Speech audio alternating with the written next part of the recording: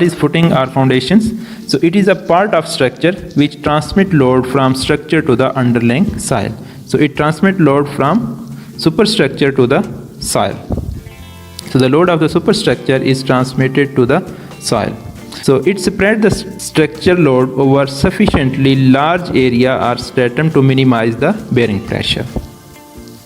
The main purpose of foundation is to spread the load over larger area. If this column is directly resting on the soil, so in that case the pressure or the contact pressure under this column will be sufficiently large, or it will be larger than that of allowable bearing capacity, and as a result the soil underneath this column will fail.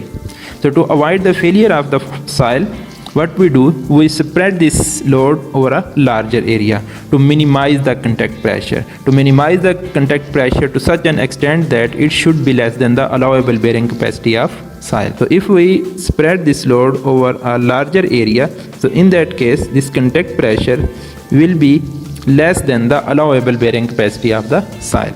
So as a result, our soil will be safe and our structure will also be safe.